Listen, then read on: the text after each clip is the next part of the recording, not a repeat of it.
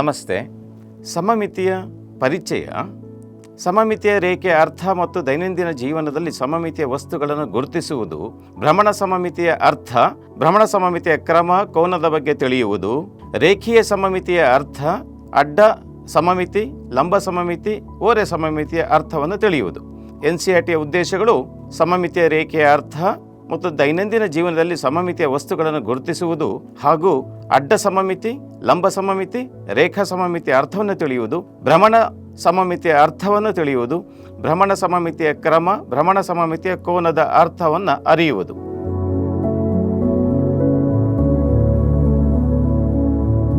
ಈ ಎಲ್ಲ ಪರಿಕಲ್ಪನೆಗಳನ್ನು ಅರ್ಥ ಮಾಡಿಕೊಳ್ಳಲು ನಾವು ಬಳಸುವಂತಹ ಕಲಿಕಾ ಸಾಮಗ್ರಿಗಳು ವಿವಿಧ ಚಿತ್ರಗಳು, ಅದೇ ರೀತಿಯಾಗಿ ಬಹುಭುಜಾಕೃತಿಯ ಮಾದರಿಗಳು, ಥರ್ಮೋಶೀಟಿನಿಂದ ಮಾಡಿದಂತಹ ಬಹುಭುಜಾಕೃತಿಯ ಮಾದರಿಗಳು, ಹಾಗೆ 360 ಡಿಗ್ರಿ ಇರುವಂತಹ ಕೋನಮಾಪಕದ ಮಾದರಿ, ಹಾಗೆ ಮ್ಯಾಗ್ನೆಟಿಕ್ ಬೋರ್ಡ್.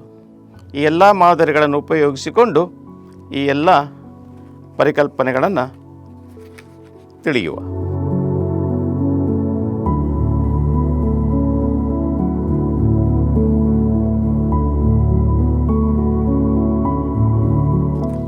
ಪ್ರಕೃತಿಯಲ್ಲಿ ನಾವು ಸುಂದರವಾದಂತಹ ಸನ್ನಿವೇಶಗಳನ್ನು ನಾವು ನೋಡ್ತೇವೆ.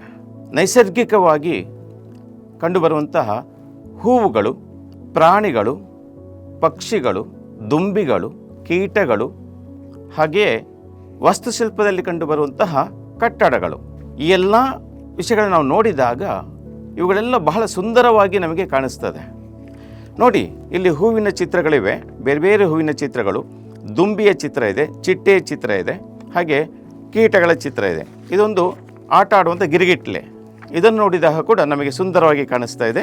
ಅದೇ ರೀತಿಯಾಗಿ ನಿಂಬೆಹಣ್ಣನ್ನು ಕತ್ತರಿಸಿದಾಗ ಕಾಣುವಂತಹ ಅದರ ಮೇಲ್ಮೈನ ಚಿತ್ರ ಆಗಿರ್ಬೋದು, ಎಲೆಯ ಚಿತ್ರಗಳು, ನಕ್ಷತ್ರ ಮೀನಿನ ಚಿತ್ರ, ಈ ಎಲ್ಲ ಚಿತ್ರಗಳನ್ನು ನಾವು ಪ್ರಕೃತಿಯಲ್ಲಿ ಕಾಣುವಂತಹ ಈ ಎಲ್ಲ ವಿಷಯಗಳನ್ನು ಗಮನಿಸಿದಾಗ ಇವುಗಳು ಬಹಳ ಸುಂದರವಾಗಿ ನಮಗೆ ಕಾಣಿಸ್ತದೆ. ಇಲ್ಲಿ ತಾಜ್ ಮಹಲ್ ಅಂತಹ ಚಿತ್ರ, ಸೂರ್ಯ ದೇವಾಲಯ, ಇನ್ನಿತರೆ ಕಟ್ಟಡಗಳು ನಾವಿಲ್ಲೇನು ನೋಡ್ತಾ ಇದ್ದೇವೆ, ಬಹಳ ಸುಂದರವಾಗಿ ಕಾಣಿಸ್ತದೆ. ಇದೆಲ್ಲ ಸುಂದರವಾಗಿ ಕಾಣಿಸ್ಲಿಕ್ಕೆ ಏನು ಕಾರಣ ಅಂತ ನಾವು ನೋಡಿದಾಗ ಇವೆಲ್ಲದರಲ್ಲಿಯೂ ಒಂದು ರೀತಿಯ ಕ್ರಮಬದ್ಧತೆ ಇದೆ. ಕ್ರಮಬದ್ಧತೆ ಇರುವುದರಿಂದ, ಒಂದು ಒಳ್ಳೆಯ ವಿನ್ಯಾಸ ಇರುವುದರಿಂದ, ಇವೆಲ್ಲವೂ ಒಂದು ಕ್ರಮಬದ್ಧತೆಯಲ್ಲಿ ಇರುವುದರಿಂದ ಚೆನ್ನಾಗಿ ಕಾಣಿಸ್ತದೆ. ಇವುಗಳಲ್ಲಿರುವ ಈ ಕ್ರಮಬದ್ಧತೆ, ಈ ಗುಣವನ್ನೇ ನಾವು ಸಮಮಿತಿ ಅಂತ ನಾವು ಹೇಳ್ತೇವೆ. ಸಮಮಿತಿಯ ಅರ್ಥವನ್ನು ನಾವು ಇನ್ನೂ ಬೇರೆ ಮಾದರಿಯನ್ನು ಉಪಯೋಗಿಸ್ಕೊಂಡು ನೋಡುವ.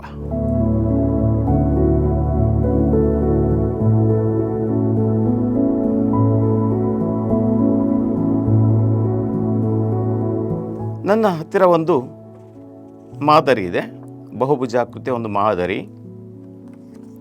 ಈ ಬಹುಭುಜಾಕೃತಿಯ ಮಾದರಿಯ ಮೇಲೆ ಒಂದು ರೇಖೆಯ ಮೇಲೆ ಆ ಬಹುಭುಜಾಕೃತಿಯ ಮಾದರಿಯನ್ನು ನಾನು ಮಡಚಿದಾಗ ಎರಡು ಭಾಗಗಳು ಏನು ಉಂಟಾಗ್ತದೆ, ಆ ಎರಡು ಭಾಗಗಳು ಒಂದರಲ್ಲಿ ಮತ್ತೊಂದು ಐಕ್ಯವಾಗ್ತದೆ. ನೋಡಿ, ಇಲ್ಲಿ ಈ ರೇಖೆಯ ಮೇಲೆ ನಾವು ಮಡಚಿದಾಗ ಅವುಗಳು ಒಂದರಲ್ಲೊಂದು ಐಕ್ಯವಾಗ್ತದೆ. ಅಂದರೆ ಅರ್ಥ, ಇಲ್ಲಿ ಉಂಟಾಗಿರುವಂತಹ ಬಲಬದಿಯ ಭಾಗ, ಎಡಬದಿಯ ಭಾಗ ಒಂದರಲ್ಲಿ ಮತ್ತೊಂದು ಸೇರಿ ಹೋಗ್ತದೆ. ಅಂದರೆ ಅರ್ಥ, ಇವೆರಡು ನೋಡಲಿಕ್ಕೆ ಒಂದೇ ರೀತಿಯಾಗಿ ಇರ್ತದೆ ಆ ಭಾಗಗಳು. ಹೀಗೆ ಇದ್ದಾಗ ಮಾತ್ರ ನಾವು ಈ ಆಕೃತಿ ಸಮಮಿತಿ ಆಕೃತಿ ಅಂತ ನಾವು ಹೇಳ್ತೇವೆ. ಹಾಗಾಗಿ ಯಾವುದೇ ಒಂದು ಆಕೃತಿಯ ಮೇಲೆ ನಾವೊಂದು ರೇಖೆಯನ್ನು ಎಳೆದಾಗ, ಆ ರೇಖೆಯ ಮೇಲೆ ನಾವು ಅದನ್ನು ಮಡಚಿದಾಗ ಅಲ್ಲಿ ಇರುವಂಥ ಎರಡು ಭಾಗಗಳು ಒಂದರಲ್ಲಿ ಮತ್ತೊಂದು ಅದು ಸೇರಿ ಹೋಗಬೇಕು, ಅಂದರೆ ಐಕ್ಯವಾಗಬೇಕು. ಐಕ್ಯವಾದಾಗ ಮಾತ್ರ ನಾವು ಅದನ್ನು ಸಮಮಿತಿಯಲ್ಲಿ ಇರುವ ಆಕೃತಿ ಅಂತ ಹೇಳ್ತೇವೆ. ಹಾಗೆ ಇಲ್ಲಿ ಒಂದು ಚಿಟ್ಟೆಯ ಚಿತ್ರ ಇದೆ, ಇಲ್ಲೊಂದು ಚಿಟ್ಟೆಯ ಚಿತ್ರ ಇದೆ, ಕಾಣಿಸ್ತಾ ಇದೆ. ಈ ಚಿಟ್ಟೆಯ ಚಿತ್ರದಲ್ಲಿ ಮಧ್ಯದಲ್ಲಿ ಒಂದು ನಾವು ರೇಖೆಯನ್ನು ಎಳೆದು, ಕಾಲ್ಪನಿಕವಾದ ಒಂದು ರೇಖೆಯನ್ನು ಎಳೆದು ಅದರ ಮೇಲೆ ಇದನ್ನು ಮಡಿಸಿದ, ಆ ಎರಡು ಭಾಗಗಳನ್ನು ಒಂದರ ಮೇಲೆ ಒಂದು ಮಡಿಸಿದಾಗ ಆ ಎರಡು ಭಾಗಗಳು ಒಂದೇ ರೀತಿಯಾಗಿ ನಮಗೆ ಕಾಣಿಸ್ತದೆ, ಒಂದರಲ್ಲೊಂದು ಸೇರಿ ಹೋಗ್ತದೆ. ಈ ಎರಡು ಭಾಗಗಳು ನೋಡಲಿಕ್ಕೆ ಒಂದೇ ರೀತಿಯಾಗಿ ಕಾಣಿಸ್ತದೆ, ಒಂದು ಇನ್ನೊಂದರ ಪ್ರತಿಬಿಂಬದ ಹಾಗೆ ನಮಗೆ ಕಾಣಿಸ್ತದೆ. ಹೀಗೆ ಇದ್ದಾಗ ಮಾತ್ರ ಆ ಆಕೃತಿಯನ್ನು ಸಮಮಿತಿ ಆಕೃತಿ ಅಂತ ನಾವು ಕರಿತೇವೆ. ಹೀಗೆ ಯಾವುದೇ ಒಂದು ಆಕೃತಿಯ ಮೇಲೆ ಒಂದು ರೇಖೆಯನ್ನು ಎಳೆದಾಗ ಅಲ್ಲಿ ಎರಡು ಭಾಗಗಳು ಸಮವಾಗಿ ವಿಭಾಗಿಸಲ್ಪಟ್ಟರೆ ಆ ರೇಖೆಯನ್ನು ನಾವು ಸಮಮಿತಿ ರೇಖೆ ಅಂತ ನಾವು ಕರಿತೇವೆ, ಅಥವಾ ಸಮಮಿತಿ ಅಕ್ಷ ಅಂತ ಕರಿತೇವೆ.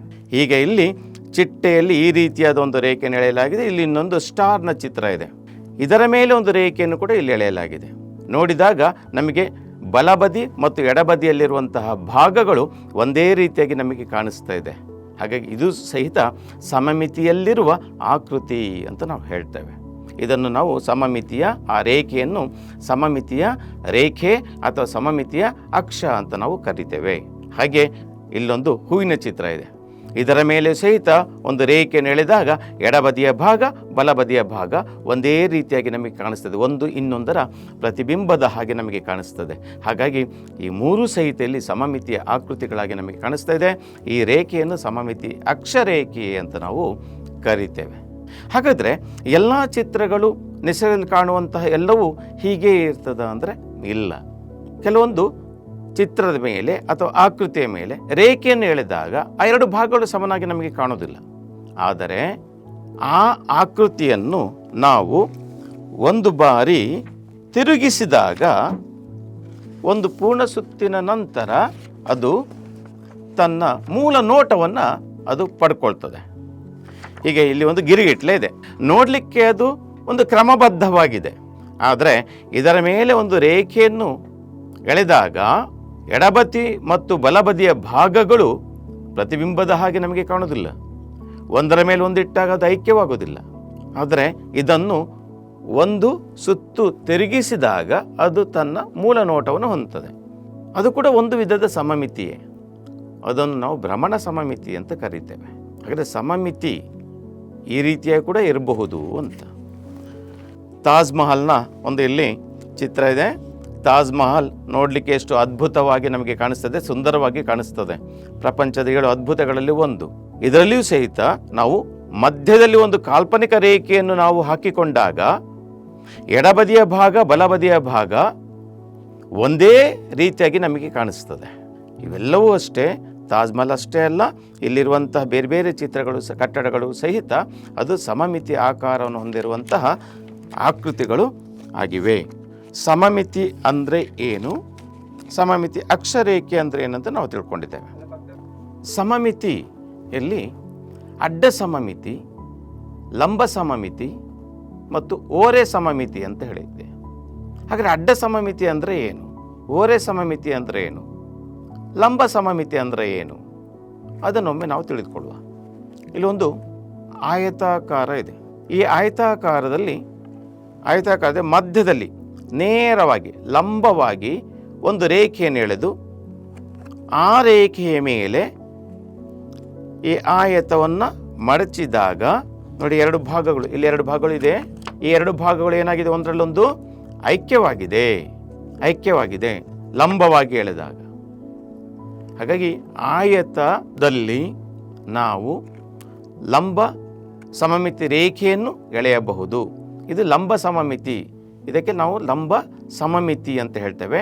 ಈ ರೇಖೆಗೆ ಲಂಬ ಸಮಮಿತಿ ರೇಖೆ ಅಂತ ಹೇಳ್ತೇವೆ. ಹಾಗಾದರೆ ಇಲ್ಲಿ ಅಡ್ಡವಾಗಿ ಒಂದು ರೇಖೆಯನ್ನು ಎಳೆದಾಗ ಈಗ ಈ 2 ಭಾಗಗಳು ಕೂಡ ಒಂದರಲ್ಲೊಂದು ಐಕ್ಯವಾಗಿದೆ, ಅಂದರೆ ಸಮನಾಗಿದೆ. ಇದಕ್ಕೆ ಅಡ್ಡ ಸಮಮಿತಿ ಅಂತ ಕರಿತೇವೆ. ಯಾಕೆ ಅಡ್ಡ ಸಮಮಿತಿ ರೇಖೆ ಅಂತ ಕರಿತೇವೆ? ಈ ಆಕೃತಿಯಲ್ಲಿ ಅಡ್ಡವಾಗಿ ಒಂದು ರೇಖೆಯನ್ನು ಎಳೆದಾಗ ಆ 2 ಭಾಗಗಳು ಒಂದರಲ್ಲೊಂದು ಐಕ್ಯವಾದ ಕಾರಣ ಇದನ್ನು ಅಡ್ಡ ಸಮಮಿತಿ ಅಂತ ಹೇಳ್ತೇವೆ. ಈ ರೇಖೆಗೆ ಅಡ್ಡ ಸಮಮಿತಿ ರೇಖೆ ಅಥವಾ ಅಡ್ಡ ಸಮಮಿತಿ ಅಕ್ಷರೇಖೆ ಅಂತ ನಾವು ಹೇಳ್ತೇವೆ. ಹಾಗಾದರೆ ಓರೆ ಸಮಮಿತಿ ರೇಖೆ ಅಂದರೆ ಏನು? ಇದನ್ನು ಓರೆಯಾಗಿ ಮಡಿಸ್ಬೇಕು. ಓರೆಯಾಗಿ ಮಡಿಸ್ತಾ ಇದ್ದೇನೆ.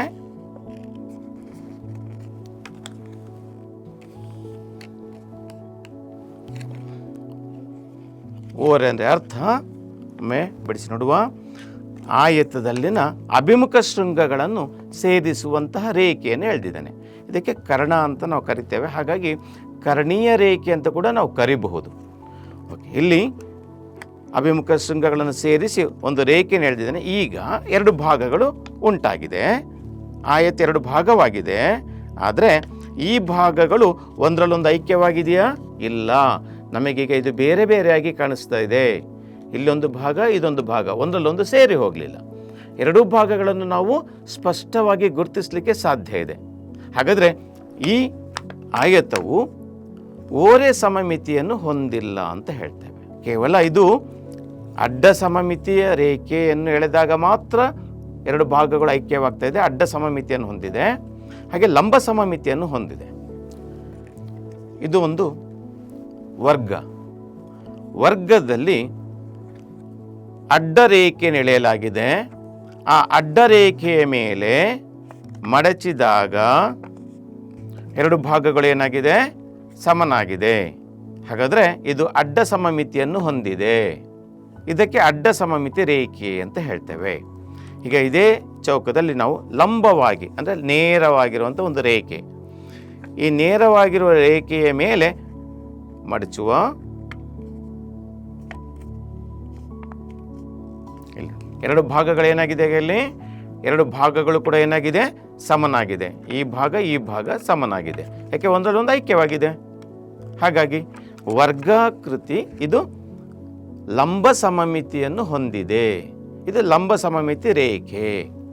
ಹಾಗಾದ್ರೆ ಈಗ ಓರೆ ಸಮಮಿತಿಯನ್ನು ನೋಡುವ. ಅಭಿಮುಖ ಶೃಂಗಗಳನ್ನು ಸೇರಿಸುವಂತಹ ರೇಖೆ.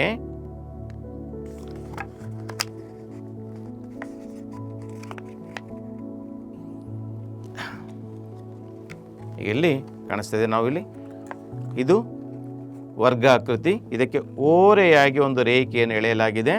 ಈ ಓರೆ ರೇಖೆಯ ಮೇಲೆ ಈ 2 ಭಾಗಗಳನ್ನು ಮಡಚಿದಾಗ ಈ 2 ಭಾಗಗಳು ಹೇಗಿದೆ? ಈಗ ಒಂದರಲ್ಲೊಂದು ಐಕ್ಯವಾಗಿದೆ. ಹಾಗಾದರೆ ಈ ವರ್ಗ ಆಕಾರವು ಓರೆ ಸಮಮಿತಿಯನ್ನು ಕೂಡ ಹೊಂದಿದೆ. ಇದಕ್ಕೆ ಓರೆ ಸಮಮಿತಿ ರೇಖೆ ಅಂತ ಹೇಳ್ತೇವೆ ನಾವು. ಅಕ್ಷರೇಖೆ ಅಂತಲೂ ಕರಿತೇವೆ. ಹಾಗಾದರೆ ಈ ವರ್ಗಾಕಾರವು ಅಡ್ಡ ಸಮಮಿತಿ ರೇಖೆಯನ್ನು ಹೊಂದಿದೆ, ಲಂಬ ಸಮಮಿತಿ ರೇಖೆಯನ್ನು ಹೊಂದಿದೆ, ಓರೆ ಸಮಮಿತಿ ರೇಖೆಯನ್ನು ಹೊಂದಿದೆ. ಒಟ್ಟು 3 ವಿಧದ ಅಕ್ಷರೇಖೆಗಳನ್ನು ಈ ಆಕಾರಕ್ಕೆ ಎಳೆಯಬಹುದು. ಆಯತಕ್ಕೆ ಕೇವಲ 2 ಮಾತ್ರ, ಲಂಬ ಮತ್ತು ಅಡ್ಡ, ಓರೆ ಇಲ್ಲ ಇದಕ್ಕೆ. ಇದನ್ನು ಹೀಗೆ ಈ ಅಭಿಮುಖ ಶೃಂಗಗಳನ್ನು ಸೇರಿಸಿಯೂ ಸಹಿತ ನಾವು ಸಮಮಿತಿ ರೇಖೆಯನ್ನು ಎಳೆಯಲು ಸಾಧ್ಯ. 2 ಕರ್ಣಗಳನ್ನು ಎಳಿಬಹುದು. ಹಾಗಾಗಿ ಚೌಕಗೆ, ಆಯತಗೆ ಕೂಡ ಅಷ್ಟೇ. ಈ ರೀತಿಯಾಗಿ ಕರ್ಣವನ್ನು ಎಳೆದಾಗ ಈಗ ಈ 2 ಭಾಗಗಳು ಕೂಡ ಸಮನಾಗಿದೆ. ಹಾಗಾಗಿ ಇಲ್ಲಿ ಒಂದು ಚೌಕಾಕಾರಕ್ಕೆ ನಾವು ಒಟ್ಟು 4 ಸಮಮಿತಿ ರೇಖೆಗಳನ್ನು ಎಳಿಬಹುದು. 4 ಸಮಮಿತಿ ರೇಖೆಗಳು. ಒಂದು ಅಡ್ಡ ಸಮಮಿತಿ ರೇಖೆ, ಒಂದು ಲಂಬ ಸಮಮಿತಿ ರೇಖೆ, 2 ಓರೆ ಸಮಮಿತಿ ರೇಖೆಗಳು. ಆಯತಕ್ಕೆ ಕೇವಲ ಅಡ್ಡ ಸಮಮಿತಿ ರೇಖೆ ಮತ್ತು ಲಂಬ ಸಮಮಿತಿ ರೇಖೆ ಮಾತ್ರ ಎಳೆಯಲು ಸಾಧ್ಯ. ಓರೆ ಸಮಮಿತಿ ರೇಖೆಗಳು ಇಲ್ಲ. ಇಲ್ಲೊಂದು ತ್ರಿಭುಜ ಇದೆ. ತ್ರಿಭುಜ, ಈ ತ್ರಿಭುಜಗೆ ನಾವು ಎಷ್ಟು ಸಮಮಿತಿ ರೇಖೆಗಳನ್ನು ಎಳೆಯಲು ಸಾಧ್ಯ ಎನ್ನುವುದನ್ನು ನೋಡುವ. ಲಂಬವಾಗಿ ಒಂದು ರೇಖೆಯನ್ನು ಎಳೆಯಲಾಗಿದೆ. ಆ ರೇಖೆ ಮೇಲೆ ನಾವು ಮಡಚಿದಾಗ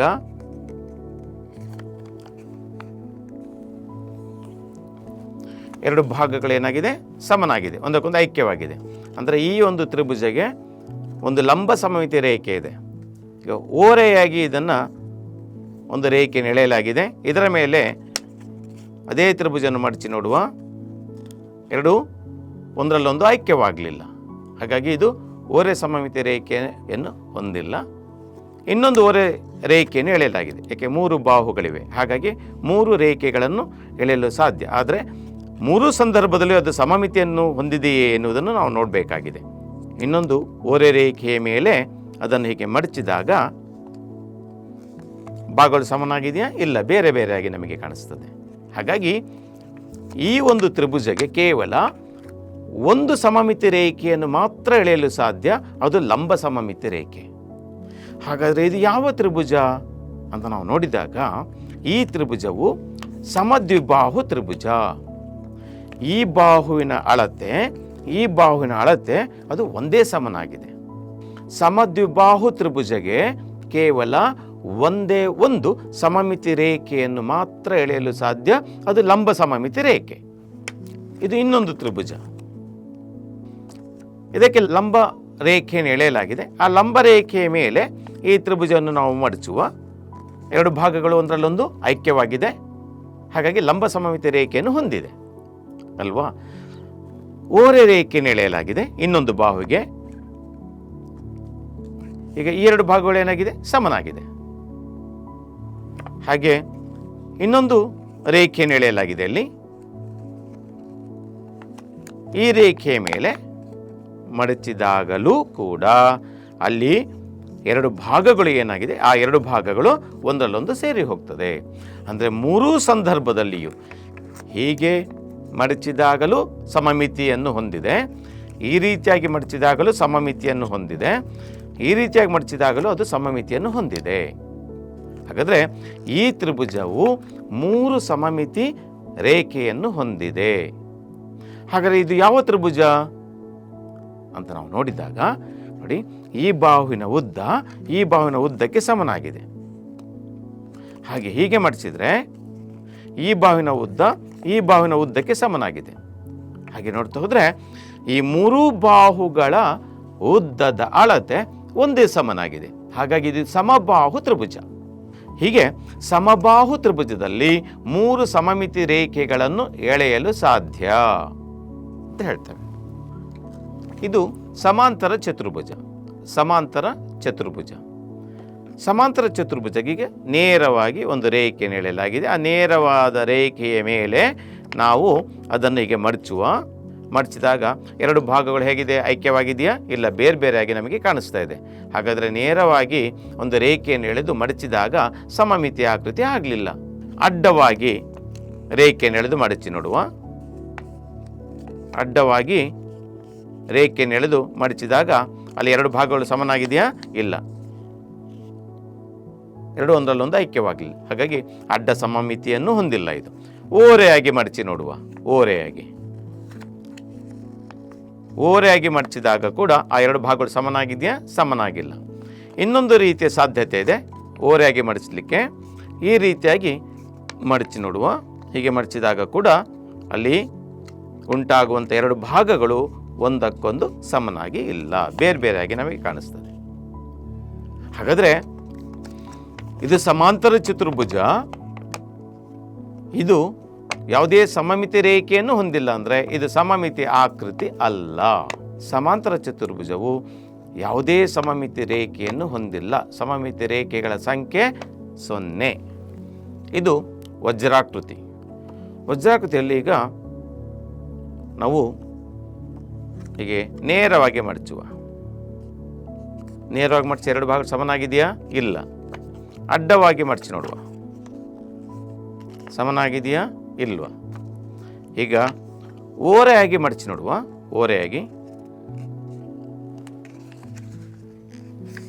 ಓರೆಯಾಗಿ ಮಡಚಿದಾಗ ಇಲ್ಲಿ ಎರಡು ಭಾಗಗಳು ಏನಾಗಿದೆ? ಈಗ ಒಂದರಲ್ಲೊಂದು ಐಕ್ಯವಾಗಿದೆ. ಹಾಗಾದರೆ ಒಂದು ಸಮಮಿತಿ ರೇಖೆ ಇದೆ ಅಂತಾಯಿತು. ಇನ್ನೊಂದು ಓರೆ ರೇಖೆಯನ್ನು ಎಳೆಯುವ. ಇನ್ನೊಂದು ಓರೆ ರೇಖೆಯ ಮೇಲೆ ಅದೇ ಆಕೃತಿಯನ್ನು ಮಡಚುವ. ಈಗ ಎರಡು ಭಾಗಗಳೇನಾಯಿತು? ಒಂದರಲ್ಲೊಂದು ಸೇರಿ ಹೋಗಿದೆ, ಅಂದರೆ ಐಕ್ಯವಾಗಿದೆ. ಹಾಗಾದರೆ ಇದು ವಜ್ರಾಕೃತಿ. ಈ ವಜ್ರಾಕೃತಿಗೆ ಎಷ್ಟು ಸಮಮಿತಿ ರೇಖೆಗಳಿವೆ? 2 ಸಮಮಿತಿ ರೇಖೆಗಳು ಇವೆ. ಅದು ಯಾವುದು? ಓರೆ ಸಮಮಿತಿ ರೇಖೆಗಳು. ಹಾಗಾಗಿ ವಜ್ರಾಕೃತಿಯು 2 ಸಮಮಿತಿ ಅಕ್ಷರೇಖೆಯನ್ನು ಹೊಂದಿದೆ. ಆಯತವೂ ಸಹಿತ 2 ಸಮಮಿತಿ ರೇಖೆಯನ್ನು ಹೊಂದಿದೆ, ಅಡ್ಡ ಮತ್ತು ಲಂಬ. ಸಮದ್ವಿಬಾಹು ತ್ರಿಭುಜ ಕೇವಲ 1 ಸಮಮಿತಿ ರೇಖೆಯನ್ನು ಹೊಂದಿದೆ. ಸಮಾಂತರ ಚತುರ್ಭುಜ ಯಾವುದೇ ಸಮಮಿತಿ ರೇಖೆಯನ್ನು ಹೊಂದಿಲ್ಲ. ಇಲ್ಲಿ ಸಮಬಾಹು ತ್ರಿಭುಜ 3 ಸಮಮಿತಿ ರೇಖೆಗಳನ್ನು ಹೊಂದಿದೆ. ಚೌಕ 4 ಸಮಮಿತಿ ರೇಖೆಗಳನ್ನು ಹೊಂದಿದೆ. ಇಲ್ಲಿ ಒಂದು ಬಹುಭುಜಾಕೃತಿ ಇದೆ. ಇದು 5 ಬಾಹುಗಳು ಇರುವುದರಿಂದ ಇದಕ್ಕೆ ಪಂಚಭುಜಾಕೃತಿ ಅಂತ ಹೇಳ್ತೇವೆ. 5 ಬಾಹುಗಳು ಇರುವುದರಿಂದ ಇದು ಪಂಚಭುಜಾಕೃತಿ. ಹಾಗಾದರೆ ಪಂಚಭುಜಾಕೃತಿಗೆ ಎಷ್ಟು ಸಮಮಿತಿ ರೇಖೆಯನ್ನು ಎಳೆಯಲು ಸಾಧ್ಯ? ಈ ಒಂದು ರೇಖೆಯ ಮೇಲೆ ಮಡಚಿದಾಗ 2 ಭಾಗಗಳು ಒಂದರಲ್ಲೊಂದು ಐಕ್ಯವಾಗಿದೆ. ಒಂದು ಬಾರಿ ಈ ರೇಖೆಯ ಮೇಲೆ ಮಡಚುವ, ಈಗಲೂ ಏನಾಗಿದೆ, ಐಕ್ಯವಾಗಿದೆ. 2 ಬಾರಿ ಈ ರೇಖೆಯ ಮೇಲೆ ಮಡಚುವ, ಈಗ ಈ 2 ಭಾಗಗಳು ಸಮನಾಗಿದೆ. 3 ಬಾರಿ ಈ ರೇಖೆಯ ಮೇಲೆ ಮಡಚುವ, ಈಗ ಕೂಡ 2 ಭಾಗಗಳು ಸಮನಾಗಿದೆ. 4 ಬಾರಿ ಈ ರೇಖೆಯ ಮೇಲೆ ಮಡಚುವ, ಇದರ ಮೇಲೆ ಮಡಚಿದಾಗಲೂ ಕೂಡ ಇಲ್ಲಿ 2 ಭಾಗಗಳು ಏನಾಗಿದೆ, ಒಂದರಲ್ಲೊಂದು ಐಕ್ಯವಾಗಿದೆ. ಹಾಗಾದರೆ ಇಲ್ಲಿ ನಾವು ಪಂಚಭುಜಾಕೃತಿಯ ಮೇಲೆ 5 ರೇಖೆಗಳನ್ನು ಎಳೆಯಲಾಗಿದೆ. ಈ 5 ರೇಖೆಗಳ ಮೇಲೆ ಸಹಿತ ನಾವು ಮಡಚಿದಾಗ ಇದು 5 ಸಂದರ್ಭದಲ್ಲಿಯೂ 2 ಸಮಭಾಗಗಳನ್ನು ಉಂಟು ಮಾಡಿದೆ. ಹಾಗಾಗಿ ಪಂಚಭುಜಾಕೃತಿಯಲ್ಲಿ 5 ಸಮಮಿತಿ ರೇಖೆಗಳನ್ನು ನಾವು ಎಳೆಯಬಹುದು ಅಂತ ನಾವು ಹೇಳ್ತೇವೆ. ಇಲ್ಲಿ ನಾವು ಇದನ್ನು, ಈ ಬಹುಭುಜಾಕೃತಿಯನ್ನು ನಾವು ಸ್ವಲ್ಪ ವಿಂಗಡಿಸಿಕೊಳ್ಳುವ. ಈಗ ಇಲ್ಲಿ ಇದು ವಜ್ರಾಕೃತಿ, ನಾವು ನೋಡಿದಾಗ ಇದು ವಜ್ರಾಕೃತಿ. ವಜ್ರಾಕೃತಿಯಲ್ಲಿ 4 ಬಾಹುಗಳಿದೆ. 4 ಬಾಹುಗಳು ಸಮ, ಆದರೆ ಅಭಿಮುಖ ಕೋನಗಳು ಮಾತ್ರ ಸಮ. ಅಂದರೆ ಇದು ನಿಯಮಿತ ಚತುರ್ಭುಜ ಅಲ್ಲ. ಹಾಗೆ ಸಮಾಂತರ ಚತುರ್ಭುಜ, ಇದಕ್ಕೆ ಅಭಿಮುಖ ಬಾಹುಗಳು ಸಮ, ಅಭಿಮುಖ ಕೋನಗಳು ಸಮ. ಅಂದರೆ ಎಲ್ಲ ಬಾಹುಗಳು ಎಲ್ಲ ಕೋನಗಳು ಸಮ ಅಲ್ಲ. ಹಾಗಾಗಿ ಇದು ಕೂಡ ನಿಯಮಿತ ಚತುರ್ಭುಜ ಅಲ್ಲ. ಇಲ್ಲಿ 2 ತ್ರಿಭುಜಗಳು ಮಾತ್ರ ಸಮ ಈ ತ್ರಿಭುಜದಲ್ಲಿ. ಹಾಗಾಗಿ ಇದು ನಿಯಮಿತ ತ್ರಿಭುಜ ಅಲ್ಲ. ಹಾಗಾಗಿ ಇದಕ್ಕೆ ಎಳೆಯಬಹುದಾದಂಥ ಸಮಮಿತಿ ರೇಖೆಗಳ ಸಂಖ್ಯೆ ಇಷ್ಟೇ ಅಂತ, ಅಂದರೆ ಬಾಹುಗಳ ಸಂಖ್ಯೆಗೆ ಇಲ್ಲಿ ಸಮನಾಗಿಲ್ಲ ಅಂತ ನಮಗೆ ಗೊತ್ತಾಗ್ತದೆ. ಇದು ಒಂದು ತ್ರಿಭುಜ, ಇದರಲ್ಲಿ 3 ಬಾಹುಗಳು ಸಮ. ಹಾಗೆ ಇದು ನಿಯಮಿತ ತ್ರಿಭುಜ. ನಿಯಮಿತ ತ್ರಿಭುಜವನ್ನು ಸಮಬಾಹು ತ್ರಿಭುಜ ಅಂತ ಕರಿತೇವೆ. ಇದಕ್ಕೆ ಎಷ್ಟು ಸಮಮಿತಿ ರೇಖೆಗಳನ್ನು ಎಳೆಯಲು ಸಾಧ್ಯವಾಗಿತ್ತು? 1, 2 ಮತ್ತು 3. ಅಂದರೆ ಸಮಮಿತಿ ರೇಖೆಗಳ ಸಂಖ್ಯೆಯು ಅದರ ಬಾಹುಗಳ ಸಂಖ್ಯೆಗೆ ಸಮನಾಗಿದೆ ಅನ್ನೋದು ಒಂದು ವಿಷಯ ಗೊತ್ತಾಗ್ತದೆ ನಮಗೆ. ಹಾಗೆ ಇಲ್ಲೊಂದು ಚತುರ್ಭುಜ ಇದೆ. ಈ ಚತುರ್ಭುಜ 4 ಬಾಹುಗಳು ಸಮ, ಹಾಗೆ 4 ಕೋನಗಳು ಕೂಡ ಸಮನಾಗಿರುವಂತಹ ಒಂದು ಚತುರ್ಭುಜ.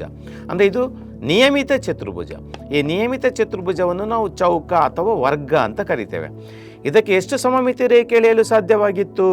1 ಹೀಗೆ ಲಂಬ ಸಮಮಿತಿ ರೇಖೆ, ಅಡ್ಡ ಸಮಮಿತಿ ರೇಖೆ, 2 ಓರೆ ಸಮಮಿತಿ ರೇಖೆಗಳು ಎಳೆಯಲು ಸಾಧ್ಯವಾಗಿತ್ತು. ಅಂದರೆ 4 ಸಮಮಿತಿ ರೇಖೆಗಳನ್ನು ಎಳೆಯಬಹುದು. ಅಂದರೆ ಬಾಹುಗಳ ಸಂಖ್ಯೆಯಷ್ಟೇ ಸಮಮಿತಿ ರೇಖೆಯನ್ನು ಎಳೆಯಬಹುದು. ಈಗ ಇದು ಪಂಚಭುಜಾಕೃತಿ. ಇದರಲ್ಲಿ 5 ಬಾಹುಗಳು ಸಮ. 5 ಬಾಹುಗಳು ಒಂದಕ್ಕೊಂದು ಸಮನಾಗಿದೆ. ನಾವೀಗ ನೋಡ್ತಾ ಹೋದ್ರೆ ನೋಡಿ, ಈ ಬಾಹುವಿನ ಉದ್ದಗಳು ಸಮ, ಹೌದಾ? ಈ ಬಾಹುವಿನ ಉದ್ದಗಳು ಸಮ. ಹಾಗೆ ಇನ್ನೊಂದು ಹೀಗೆ ಮಡಿಸಿದಾಗ ಈ ಬಾಹುವಿನ ಉದ್ದಗಳು ಸಮ. ಅರ್ಥ ಇದಕ್ಕೆ ಕೂಡ ಎಲ್ಲ ಬಾಹುಗಳು ಸಮ, ಎಲ್ಲ ಕೋನಗಳು ಸಮನಾಗಿದೆ. ಹಾಗಾಗಿ ಇದು ನಿಯಮಿತ ಪಂಚಭುಜಾಕೃತಿ. ಇದು ನಿಯಮಿತ ಪಂಚಭುಜಾಕೃತಿ ಆದ ಕಾರಣ ಇದಕ್ಕೆ ಎಷ್ಟು ಸಮಮಿತಿ ರೇಖೆ ಎಳೆಯಬಹುದು? ನಾವಿಲ್ಲಿ 5 ಸಮಮಿತಿ ರೇಖೆ, 1, 2, 3, 4, 5 ಸಮಮಿತಿ ರೇಖೆಯನ್ನು ಎಳೆಯಬಹುದು. ಅಂದರೆ ಇದನ್ನು ನಮಗೆ ಏನು ಗೊತ್ತಾಗ್ತದೆ ಅಂತ ಹೇಳಿದರೆ, ನಿಯಮಿತ ಬಹುಭುಜಾಕೃತಿಗಳಿಗೆ ಎಳೆಯಬಹುದಾದ ಸಮಮಿತಿ ರೇಖೆಗಳ ಸಂಖ್ಯೆಯು ಅದರ ಬಾಹುಗಳ ಸಂಖ್ಯೆಗೆ ಸಮನಾಗಿರುತ್ತದೆ ಅಂತ. ಇವುಗಳು ನಿಯಮಿತ ಬಹುಭುಜಾಕೃತಿಗಳು ಅಲ್ಲ. ಹಾಗಾಗಿ ಇದರಲ್ಲಿರುವ ಬಾಹುಗಳ ಸಂಖ್ಯೆಯಷ್ಟೇ ಸಮಮಿತಿ ರೇಖೆ ಇರೋದಿಲ್ಲ. ಅಸಮಬಾಹು ತ್ರಿಭುಜ ಅಂತ ಇದೆ. ಅಸಮಬಾಹು ತ್ರಿಭುಜಕ್ಕೆ ನಾವು ಯಾವುದೇ ಸಮಮಿತಿ ರೇಖೆ ಎಳೆಯಲು ಸಾಧ್ಯ ಇಲ್ಲ. ಹೀಗೆ ಸಮಮಿತಿ ಅಂದರೆ ಏನು ಗೊತ್ತಾಯಿತು, ಸಮಮಿತಿ ಅಕ್ಷರೇಖೆ ಅಂದರೆ ಏನಂತ ಗೊತ್ತಾಯಿತು ಈಗ ನಮಗೆ. ಮತ್ತು ಯಾವ ಯಾವ ಆಕೃತಿಗಳಿಗೆ, ಯಾವ ಯಾವ ಬಹುಭುಜಾಕೃತಿಗಳಿಗೆ ಎಷ್ಟೆಷ್ಟು ಸಮಮಿತಿ ರೇಖೆಗಳನ್ನು ಯಾವ ಯಾವ ವಿಧದ ಸಮಮಿತಿ ರೇಖೆಗಳನ್ನು ಎಳೆಯಬಹುದು ಎನ್ನುವುದನ್ನು ನಾವು ಈಗ ತಿಳ್ಕೊಂಡಿದ್ದೇವೆ. ಸಮಮಿತಿಯಲ್ಲಿ ಇನ್ನೊಂದು ದರ್ಪಣ ಸಮಮಿತಿ ಅಂತ ಇದೆ. ಈ ದರ್ಪಣ ಸಮಮಿತಿಯನ್ನು ತೋರಿಸಬೇಕಾದ್ರೆ ನಾವು ದರ್ಪಣವನ್ನು ಬಳಸ್ತೇವೆ. ದರ್ಪಣ ಅಂತ ಹೇಳಿದರೆ ನಾವು ಆಡು ಭಾಷೆಯಲ್ಲಿ ಕನ್ನಡಿ ಅಂತ ಹೇಳ್ತೇವೆ. ಈಗ ನಾವಿಲ್ಲಿ ಚಿಟ್ಟೆಯ ಚಿತ್ರವನ್ನು ಆಯ್ಕೆ ಮಾಡಿಕೊಂಡಿದ್ದೇವೆ. ಈಗಾಗಲೇ ಚಿಟ್ಟೆಯ ಒಂದು ಚಿತ್ರದ ಮೇಲೆ ಒಂದು ಕಾಲ್ಪನಿಕ ರೇಖೆಯನ್ನು ಎಳೆಯಲಾಗಿದೆ. ಆ ಕಾಲ್ಪನಿಕ ರೇಖೆಯ ಮೇಲೆ ನಾವೀಗ ದರ್ಪಣ ಅಂದರೆ ಕನ್ನಡಿಯನ್ನು ನಾವು ಆ ಕಾಲ್ಪನಿಕ ರೇಖೆಯ ಮೇಲೆ ಇಟ್ಟಾಗ ನಮಗೆ ಚಿಟ್ಟೆಯ ಇನ್ನು ಅರ್ಧ ಭಾಗ ನಮಗೆ ಕನ್ನಡಿಯ ಒಳಗಡೆ ಕಾಣಿಸ್ತದೆ. ಕನ್ನಡಿಯ ಒಳಗಡೆ ಹೇಗೆ ಕಾಣಿಸ್ತದೆ ನಮಗೆ? ಕನ್ನಡಿಯ ಒಳಗಡೆ ನಮಗೆ ಇದರ ಉಳಿದ ಅರ್ಧ ಭಾಗ ನಮಗೆ ಅಲ್ಲಿ ಕಾಣಿಸ್ತಾ ಇದೆ ಕನ್ನಡಿಯಲ್ಲಿ. ಆ ಅರ್ಧ ಭಾಗ ಹೇಗಿದೆ? ಈ ಅರ್ಧ ಭಾಗವನ್ನು ನೋಡಿದಾಗ ನಮಗೆ ಪೂರ್ಣ ಚಿತ್ರ ನಮಗೆ ಸ್ಪಷ್ಟವಾಗಿ ಕಾಣಿಸ್ತದೆ. ಅರ್ಥ, ಈ ಭಾಗ ಕನ್ನಡಿ ಒಳಗಡೆ ಕಾಣುವಂತಹ ಪ್ರತಿಬಿಂಬದ ಭಾಗ ಅವೆರಡು ಒಂದಕ್ಕೊಂದು ಸಮನಾಗಿದೆ. ಇದಕ್ಕೆ ಹೇಳ್ತೇವೆ ನಾವು ದರ್ಪಣ ಸಮಮಿತಿ ಅಂತ. ಚಿಟ್ಟೆಯ ದರ್ಪಣ ಸಮಮಿತಿಯನ್ನು ನಾವು ನೋಡಿದ್ದೇವೆ. ಈಗ ಇಲ್ಲಿ ಒಂದು ನಕ್ಷತ್ರ ಇದೆ, ಸ್ಟಾರ್. ಆ ಸ್ಟಾರ್ನ ಮಧ್ಯದಲ್ಲಿ ಒಂದು ಕಾಲ್ಪನಿಕ ರೇಖೆಯನ್ನು ಏನು ಎಳೆದಿದ್ದೇವೆ, ಆ ಕಾಲ್ಪನಿಕ ರೇಖೆಯ ಮೇಲೆ ನಾವೀಗ ದರ್ಪಣವನ್ನು ಇಟ್ಟಾಗ ಸ್ಟಾರ್ನ ಅರ್ಧ ಚಿತ್ರ ಈ ಕಡೆ ಇದೆ, ಅರ್ಧ ಚಿತ್ರ ಕನ್ನಡಿ ಒಳಗಡೆ ನಮಗೆ ಕಾಣಿಸ್ತದೆ. ಆ ಕನ್ನಡಿ ಒಳಗಡೆ ಕಾಣಿಸುವಂಥ ಚಿತ್ರ ಇದು. ಇವೆರಡನ್ನು ನೋಡಿದಾಗ ನಮಗೆ ಪೂರ್ಣ ಚಿತ್ರ ನಮಗೆ ಅಲ್ಲಿ ಕಂಡು ಬರ್ತದೆ. ಇದಕ್ಕೆ ಹೇಳ್ತೇವೆ ನಾವು ದರ್ಪಣ ಸಮಮಿತಿ ಅಂತ. ನಾವು ಯಾವ ಕಾಲ್ಪನಿಕ ರೇಖೆಯ ಮೇಲೆ ದರ್ಪಣವನ್ನು ಇಟ್ಟಿದ್ದೇವೆಯೋ ಆ ರೇಖೆ ಅದು ದರ್ಪಣ ಸಮಮಿತಿಯ ಅಕ್ಷ ಆಗಿರ್ತದೆ, ಅಕ್ಷರೇಖೆ ಆಗಿರ್ತದೆ. ಹಾಗೆಯೇ ಇಲ್ಲೊಂದು ಹೂವಿನ ಚಿತ್ರ ಇದೆ. ಹೂವಿನ ಚಿತ್ರದ ಮೇಲೆ ಕೂಡ ಹಾಗೆಯೇ ಕಾಲ್ಪನಿಕ ರೇಖೆ ಮೇಲೆ ಇಟ್ಟಾಗ ಇನ್ನು ಉಳಿದ ಅರ್ಧ ಹೂವಿನ ಚಿತ್ರ ನಮಗೆ ಕನ್ನಡಿಯಲ್ಲಿ ಕಾಣಿಸ್ತದೆ. ಇವೆರಡು ಸೇರಿ ಒಂದು ಪೂರ್ಣ ಚಿತ್ರವಾಗಿ ನಮಗೆ ಕಾಣಿಸ್ತದೆ. ಇದಕ್ಕೆ ನಾವು ಹೇಳ್ತೇವೆ ದರ್ಪಣ ಸಮಮಿತಿ.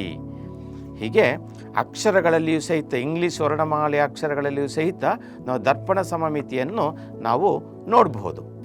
ಕೆಲವೊಂದು ಅಕ್ಷರಗಳಿವೆ ನೋಡಿ, ಇಲ್ಲಿ A Akshara, B, C, D, E, ಹೀಗೆ 26 ಅಕ್ಷರಗಳಿವೆ. ಇದರಲ್ಲಿ ಬಾಣದ ಗುರುತು ಏನು ಹಾಕಿದ್ದೇವೆ ಅದು ಸಮಮಿತಿ ರೇಖೆ.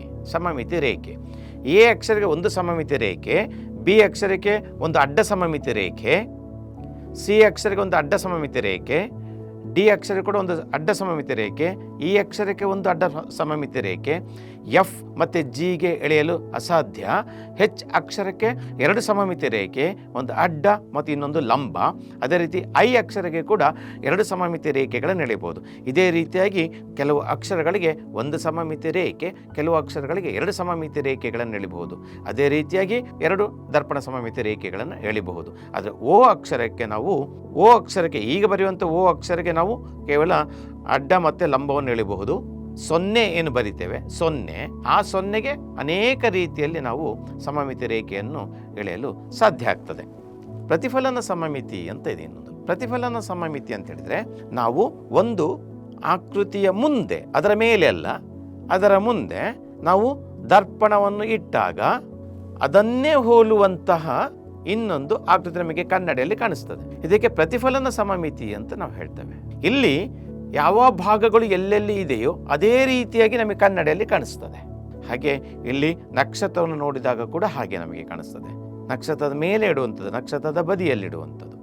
ಹಾಗೆ ಹೂವಿನ ಚಿತ್ರದಲ್ಲಿ ಇಟ್ಟಾಗ ಕೂಡ ಅಷ್ಟೇ, ಇದೇ ಹೂವಿನ ಚಿತ್ರ ನಮಗೆ ಅಲ್ಲಿ ಹಾಗೆ ಇದ್ದ ಹಾಗೆ ನಮಗೆ ಕಾಣಿಸ್ತದೆ. ಇದಕ್ಕೆ ನಾವು ಹೇಳ್ತೇವೆ ಪ್ರತಿಫಲನ ಸಮಮಿತಿ ಅಂತ. ಆದರೆ ಕೆಲವೊಂದು ಅಕ್ಷರಗಳನ್ನು ನಾವು ಗಮನಿಸಿದಾಗ ಅದನ್ನು ನಾವು ಕನ್ನಡಿ ಮುಂದೆ ಇಟ್ಟಾಗ, ಅಂದರೆ ದರ್ಪಣದ ಮುಂದೆ ಇಟ್ಟಾಗ, ದರ್ಪಣದ ಒಳಗಡೆ ಅದು ಆ ಮೂಲ ಅಕ್ಷರ ಹೊರತುಪಡಿಸಿ ಅದು ಒಂದು ಉಲ್ಟವಾಗಿ ನಮಗೆ ಕಾಣಿಸ್ತದೆ. ಇದ್ದಾಗೆ ನಮಗೆ ಈಗ ಆರು ಅಕ್ಷರ ನಮಗೆ ಹೇಗೆ ಕಾಣಿಸ್ತದೆ, ಅದು ಕನ್ನಡಿಯ ಒಳಗಡೆ 6 ಅಕ್ಷರ ಹೊರಗಡೆ ಇದ್ದ ಹಾಗೆ ಅದು ನಮಗೆ ಅಲ್ಲಿ ಕಾಣೋದಿಲ್ಲ. ಅದರ ಪ್ರತಿಬಿಂಬ ಅದು ನಮಗೆ ಉಲ್ಟಾಗಿ ನಮಗೆ ಕಾಣಿಸ್ತದೆ. ಅದು ಪ್ರತಿಫಲನ ಸಮಮಿತಿ ಅಂತ ಅದಕ್ಕೆ ನಾವು ಹೇಳೋದಿಲ್ಲ. ಎ ಇದ್ದ ಹಾಗೆ ಕಾಣಿಸ್ತದೆ, ಐ ಇದ್ದ ಹಾಗೆ ಕಾಣಿಸ್ತದೆ, ಹೆಚ್ ಇದ್ದ ಹಾಗೆ ಕಾಣಿಸ್ತದೆ, ಎಸ್ ಇದ್ದ ಹಾಗೆ ಕಾಣೋದಿಲ್ಲ.